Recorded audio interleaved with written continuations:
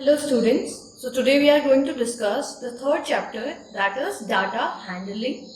Okay, so let's discuss what is this chapter all about. So first of all, data handling. Let's discuss what is data. All kind of information in the unorganized or raw form is data. Okay, so कोई भी information जो कि organized नहीं है, okay, और बिल्कुल raw form में है, यानी कि वो जस्ट हमें कहीं से भी मिली है, हमें उसके बारे में कुछ ज़्यादा करेक्टली नहीं पता कि ये किस चीज़ के बारे में है, वो होता है डेटा. ओके, ऐसे ही handling represent the values of the data meaningfully to obtain information from the data. Okay, so handling क्या है? हैंडलिंग रिप्रेजेंट करता है डेटा की वैल्यू को, मीनिंगफुल इंफॉर्मेशन जो हमारे पास डेटा है उससे निकाली जाती है, वो होता है handling. Okay, so in data we have example. Let's say we have 2, 6, 10, 3, 6, 12, 5, 10, 6, 9. These are all numbers. So this is in raw form. Raw यानी कि कच्चा. ओके, कच्चा फॉर्म यानी कि we don't have any clue about these numbers. These are just numbers for us. Now in handling we have just arranged them. Okay, first the smaller number, then the bigger than that number, and so on. That means ascending order में हमने इनको arrange कर दिया है.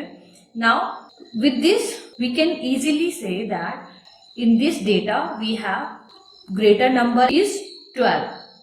Okay, 12 is greater number, and in this smaller number is 2 smaller.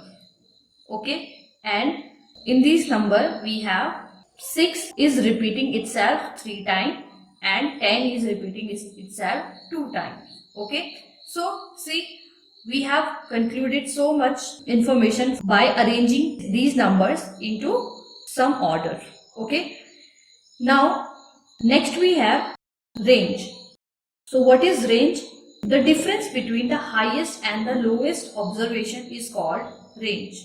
So जब हमारे पास data available हमें हो जाता है, हमारे पास जो भी डेटा है हम उसमें से हाईएस्ट और लोवेस्ट को ऑब्जर्व करते हैं, तो उन दोनों के बीच का डिफरेंस, हाईएस्ट और लोवेस्ट के बीच का डिफरेंस हमारे पास रेंज होता है. Okay, range is like when we say Bluetooth. Okay, we have Bluetooth, so we say that Bluetooth की रेंज क्या है. So when you are apart from 2-3 meters, then Bluetooth don't connect. Okay, that is how range works. Okay, so range is the difference between highest observation and lowest observation. मतलब कोई चीज कहाँ से कहाँ तक जा सकती है, उन दोनों के बीच की जो ऑब्जर्वेशन है वो है range. For example, a data reads as follows: 7, 12, 34, 36, 48 and 55. What is the range of the data? So हमारे पास कुछ डेटा दिए हैं. ओके, ये नंबर्स हैं और हमें बताना है कि इनकी रेंज क्या है. So let's arrange them in ascending order. So we have 7, then we have 12, then we have 34, then we have 36, then we have 48 and then we have 55. Okay, now we have lowest data और lowest observation is 7 and highest observation is 55. Okay, we have highest data is 55 and then lowest is 7. Now range will be difference between highest observation minus lowest observation. So highest is 55 and lowest is 7. That means the difference between them is 48.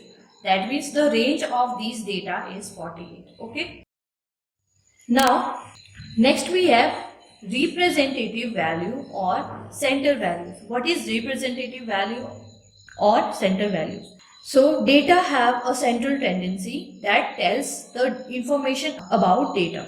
Okay, so data जो भी हमारे पास हमें information मिलती है उसकी एक tendency होती है कि वो कुछ इंफॉर्मेशन डेटा के बारे में बताता है. ठीक है, उसकी एक सेंट्रल टेंडेंसी होती है, उसमें सेंट्रल की एक चीज होती है जो उसके बारे में इंफॉर्मेशन देती है उस डेटा के बारे में. These central tendencies are arithmetic mean और मीन, अर्थमेटिक मीन या फिर इसको मीन भी कह सकते हैं, mode and median. Okay, these three are central tendencies. Now we call them representative value because these tendencies, these central values represent some information or central values of data. Now first one is arithmetic mean. Now the central value is nothing but average. Okay, we all know about average. Arithmetic mean is also an average, but this is called arithmetic mean because it is the different way to express data or observe data. Okay, so arithmetic mean is equals to sum of all observation upon number of observation. Okay, remember this formula. You need to solve questions from this formula.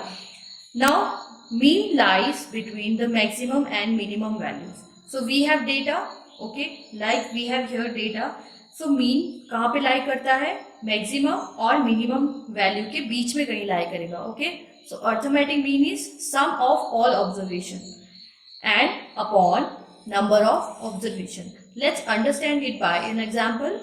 A batsman scored the following runs in 6 innings. Okay, एक कोई batsman है जो 6 inning में runs बनाता है. So first inning में उसने बनाया 36, then 35, 50, 46, 60 and 55. So these are the runs that batsman scored in 6 innings. Now calculate the mean run scored by him in an inning. Mean run यानी कि उसने average कितना बनाया. Okay, so arithmetic mean is equals to sum of all observation upon number of observation. Okay, now let's arrange this data into ascending order. So we have 35 as first or smallest number, then 36, then 46, then 50, 55 and 60. Okay, now we have sum of all the observation. So 35 plus 36 plus 46 plus 50 plus 55 plus 60 upon, this is the sum of all the observation and upon number of observation. So कितने number हैं? 1, 2, 3, 4, 5, 6 number हैं या 6 observation है. So we will write upon 6. Now when we will sum this, we will have 282 upon 6, and after dividing it we have 47 as answer. So 47 is the arithmetic mean of these observations. Okay, now mode. Mode is another form of central tendency or representative value. The mode of a set of observation is the observation that occurs maximum number of times. So mode क्या है? Mode एक दूसरा form है किसका? Central tendency और representative value. Okay, mode is a representative value.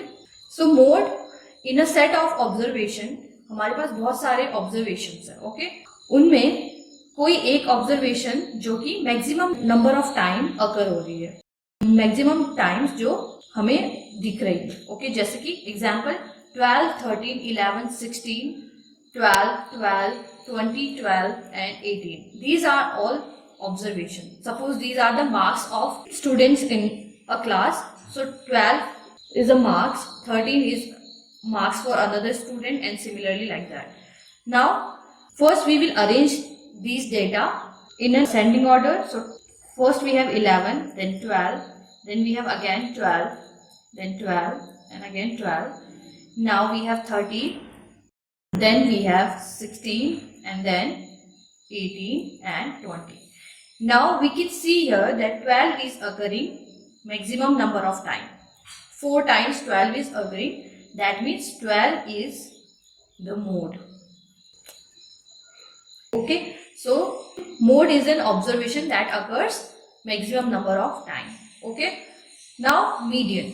Median refers to the number that lies in the middle of the data when the data is either in ascending order or in descending order. Okay, so जो भी हमारे पास data आएगा हमें उसको ascending और descending order में arrange करना है, और फिर जो मिडिल जो नंबर होगा वो उसका मीडियन कहलाएगा. Okay, now we have example. Find the median of 9, 12, 13, 17, 16, 10, 9, 18, 13. So first we will arrange these data into ascending order or descending order. So let's say we have ascending order 9, then 10, then 12, then 13, then 13 again, then 16, then 17, and then 18. So these are all the data. Now the middle number we can see here. Let's count the number 1, 2, 3, 4, 5, 6, 7, 8. Okay, 9 is 2 times. Now these are 9 numbers. Okay, now you can see here that 1, 2, 3, 4. These are 4 numbers from the left, and these are 4 numbers from the right. And this 13 is at middle. That means 13 is the median. So median is 30. Okay. Now next we have bar graph and double bar graph. Bar graph is a representation of numbers using bars of uniform width.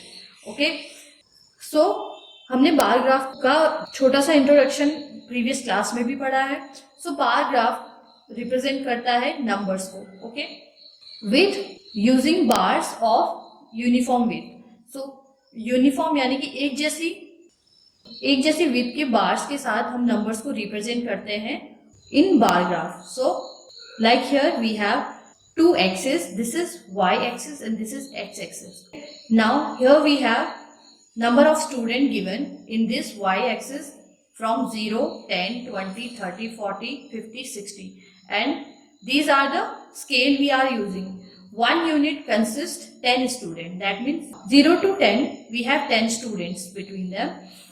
Similarly for 10 to 20, 20 to 30, so each scale is consisting 10 students. And here on the x-axis we have given the color. So how many students like what color?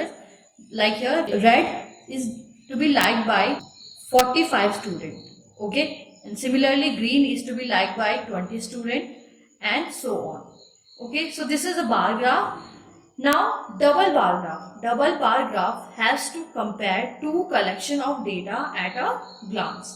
So हमारे पास दो collection को compare करने के लिए हमारे पास double bar graph होता है जिससे हम हेल्प लेते हैं. Okay, so like here we have a double bar graph. Here is y axis, here is x axis, and in the y axis we have given marks of students, and in the x axis we have given two observations. First we have given quarterly and half yearly. For this student named Ashish, here is two observations we have for quarterly and half yearly. Okay, so quarterly he have gained 10 marks. Okay, and half yearly he has 15 marks. Okay, now similarly Arun, in quarterly examination he got 15 marks, and half yearly he got between 15 and 20. So we can say that this is around 18 or 19 marks. Okay, similarly here Kavish is getting 13 marks in quarterly, and half yearly he is getting 15 marks. Similarly for Maya and Rita. Okay, so here is 1 unit is equals to 5 marks. This is the scale we are using because 0 to 5 we have 5 marks, and 5 to 10 we have 10 units.